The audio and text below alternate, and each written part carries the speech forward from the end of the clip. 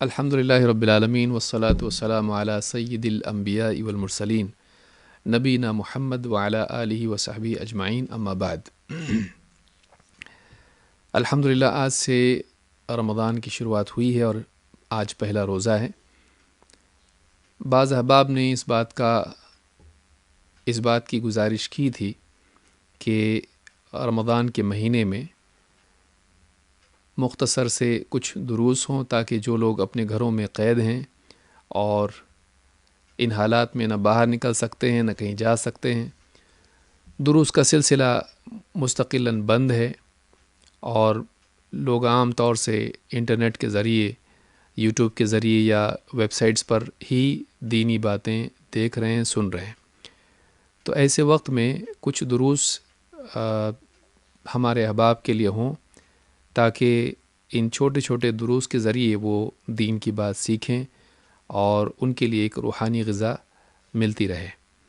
تو آج سے یہ سلسلہ ہم شروع کر رہے ہیں الحمدللہ، اللہ رب العالمین کی توفیق سے، اس کے فضل و کرم سے، اور امید کرتے ہیں کہ یہ دروس انشاءاللہ جاری رہیں گے تاکہ اس طرح کے مختصر دروس کے ذریعے سے ہمارے علم میں اور ہمارے ایمان میں اور ہمارے اعمال صالحہ میں ترقی اور زیادتی ہو۔ آج کے اس درس میں دو باتیں میں آپ کے سامنے رکھنا چاہوں گا۔ سب سے پہلی چیز یہ کہ ان موجودہ حالات میں ہم اپنے گھروں میں ہیں، نہ باہر جا سکتے ہیں اور نہ عبادات کے لیے جا سکتے ہیں، نہ اپنی حاجات کے لیے جا سکتے ہیں۔ یہ جو تنگی ہے، اس تنگی اور پریشانی کی وجہ سے ایک طرح سے دل میں شکایت پیدا ہوتی ہے۔ اس ناشکری کی وجہ سے ایک انسان اللہ تعالیٰ سے دور ہو جاتا ہے، اللہ کی رحمت سے، اس کی نعمتوں سے مزید محروم ہو جاتا ہے۔ تو ان حالات میں کرنے کا کام، سب سے پہلا کام یہ ہے کہ ہم اللہ رب العالمین کی شکایت کی بجائے اس کا شکر کرنے والے بنیں۔ اللہ رب العالمین قرآن کریم میں فرماتا ہے وَقَلِيلٌ مِّنْ عِبَادِيَ الشَّكُورُ، میرے بندوں میں بہت تھوڑے ہیں جو واقعی شکر کرنے والے ہیں۔ قرآن کریم میں شکور کا لفظ یہاں پر ایک خاص معنی رکھتا ہے۔ عربی زبان میں شکر کرنے والے کے لیے شاکر کا لفظ بھی آتا ہے اور شکور کا لفظ بھی آتا ہے۔ اللہ رب العالمین نے یہاں پر فرمایا وَقَلِيلٌ مِّنْ عِبَادِيَ الشَّكُورُ، میرے بندوں میں بہت تھوڑے ہیں جو واقعی شکر کرنے والے ہیں، جو شکور ہیں۔ یہ سورہ سبا کی آیت نمبر 13 ہے۔ آپ دیکھیں گے کہ اللہ کے نبی صلی اللہ علیہ وسلم کی بھی چاہت یہ تھی کہ آپ اللہ رب العالمین کے شکر گزار بندے بن جائیں۔ آپ مسلسل عبادت کرتے تھے، یہاں تک کہ آپ کے پاؤں میں ورم آتا تھا۔ صحابہ نے آپ سے عرض کی کہ آپ اتنا مجاہدہ کیوں کرتے ہیں؟ تو آپ نے اس وقت میں کہا تھا کہ افلا احب ان اکون عبدا شکورا، کیا میں اس بات کو پسند نہ کروں کہ میں اللہ تعالیٰ کا شکر گزار بندہ بن جاؤں۔ آپ نے جو لفظ یہاں پر استعمال کیا وہ تھا عبدا شکورا، اللہ تعالیٰ کا شکر گزار بندہ۔ کیا میں اللہ تعالیٰ کا شکر گزار بندہ نہ بن جاؤں؟ معلوم ہوا کہ شکر گزار بندہ بننا یہ بہت ہی اعلیٰ مقام ہے، جس کی چاہت اور جس کی طلب خود نبی کریم صلی اللہ علیہ وسلم کے دل میں بھی تھی۔ واقعی آپ اللہ کے شکر گزار بندے تھے، آپ اس بات کے طالب تھے کہ آپ شکر گزار بندہ ہونے کے اعتبار سے اعلیٰ ترین مرتبے کو پائیں۔ اس حدیث کو امام البخاری اور مسلم نے روایت کیا ہے۔ اس حدیث میں دو لفظ، دو مقامات، دو وصف اللہ کے نبی صلی اللہ علیہ وسلم نے جمع کیے ہیں۔ ایک ہے عبدیت اور دوسری ہے شکر گزاری۔ ان دو چیزوں کا جمع ہونا ایک انسان کے لیے اللہ رب العالمین کے قرب اور اس کی محبت اور دنیا اور آخرت میں نصرت کے دروازے کھولتا ہے۔ قرآن کریم میں بھی آپ دیکھیں گے اللہ رب العالمین نے ان دو چیزوں کو جمع کیا ہے۔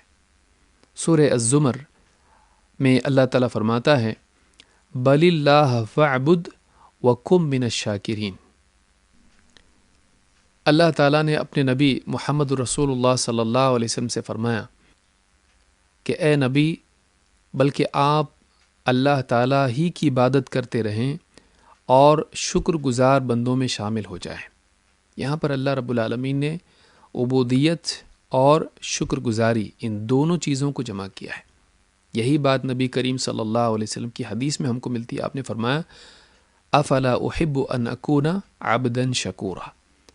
تو عبودیت اور شکر گزاری ان دو چیزوں کا جمع ہونا یہ انسان کی شخصیت کا کمال ہے۔ لہٰذا ہم کو ان حالات میں شکایت نہیں کرنا چاہیے کہ ہمارے لیے فلاں چیز کی پریشانی ہے، ترکاریاں نہیں مل رہی ہیں، اناج نہیں مل رہا ہے، یا فلاں چیز نہیں مل رہی ہے۔ تو کسی نعمت کا نہ ملنا اگر اللہ تعالیٰ کی ناشکری پیدا کرنے کا ذریعہ بنتا ہے تو ہم شمار کریں ان نعمتوں کو جو اللہ تعالیٰ نے ان حالات میں ہم کو دی ہیں۔ کتنے لوگ اس بیماری سے فوت ہو گئے، کتنے لوگ ہیں جو بستر پر پڑے ہیں اس بیماری کے آنے سے پہلے، کتنے لوگ ہیں جو فقر و فاقے میں ہم سے زیادہ مبتلا ہیں۔ ہمارے پاس کھانے کے لیے ہے، سادہ کھانا ہے، ان کے پاس کچھ بھی نہیں ہے۔ تو ہم ان حالات میں ناشکری نہ کریں بلکہ اللہ کا شکر کرنے والے بنیں، اور اللہ رب العالمین کی بندگی کا اہتمام کریں اور اس کا شکر ادا کرنے والے بن جائیں۔ یہاں پر جو لفظ استعمال ہوا ہے شکور، شکور کے کیا معنی ہے؟ علامہ مناوی رحمۃ اللہ علیہ فرماتے ہیں ان الشاکر من یشکر علی الرخاء۔ شاکر وہ ہے جو اچھے حالات میں اللہ تعالیٰ کی شکر گزاری کرتا ہے۔ شاکر وہ ہے جو اچھے حالات میں، وسعت کے حالات میں، نعمتوں کے حالات میں اللہ تعالیٰ کی شکر گزاری کرتا ہے۔ والشکور من یشکر علی البلاء، لیکن شکور وہ ہے جو بلاؤں پر اللہ تعالیٰ کی شکر گزاری کرتا ہے، مصیبت اور پریشانی کے باوجود اللہ تعالیٰ کا شکر کرتا ہے۔ تو یہ جو معنی ہے، ایسے بندے بہت کم ہیں جو پریشانی کی حالت میں بھی اللہ رب العالمین کی شکایت کرنے کی بجائے اس کا شکر کریں۔ کیا یہ شکر کرنے کی چیز نہیں ہے کہ ہم سے پہلے کتنے لوگ ہیں جو پچھلے سال رمضان میں تھے لیکن اس سال ان کو رمضان نصیب نہیں ہوا، دنیا سے چلے گئے، لیکن اللہ رب العالمین نے چاہے فقر و فاقے کے باوجود ہمیں رمضان کا برکتوں والا مہینہ دیا۔ چاہے ہمارے پاس مال و دولت نہ ہو، چاہے ہمارے پاس فراوانی نہ ہو، لیکن آج ہمارے پاس آخرت کی نعمتیں پانے، آخرت کی جنت کی نعمتیں پانے کا ذریعہ رمضان ہے کہ اس میں ہم اعمال کر کے اللہ کا قرب حاصل کر سکتے ہیں، اس میں ہم نیکیاں کر کے وہ ثواب کما سکتے ہیں جو بہت سوں کو نصیب نہیں ہوتا ہے۔ لہٰذا ایک انسان اگر اپنے دیکھنے کا زاویہ بدل دے تو اس کی زندگی بدلتی ہے۔ ہمارے پاس کیا نہیں ہے، ان تنگی کے حالات میں ہم کو کتنی پریشانی ہو رہی ہے، بہت ساری نعمتوں سے ہم محروم ہو گئے ہیں، ٹھیک ہے، لیکن اللہ تعالیٰ نے ہم کو دین دیا، ہم کو اسلام دیا، ہم کو اللہ رب العالمین نے رمضان المبارک کا مہینہ دیا۔ یہ کتنی بڑی نعمت ہے، یہ ان تمام نعمتوں کے مقابلے میں بہت اعلیٰ نعمت ہے، اور وہ نعمتیں، اچھے اچھے کھانے اور ساری سہولتیں اس نعمت کے مقابلے میں وہ کچھ بھی نہیں ہے۔ لہٰذا پہلی چیز جو ہم کو یاد رکھنا ہے وہ یہ کہ ہم اللہ رب العالمین کا شکر کرنے والے بنیں۔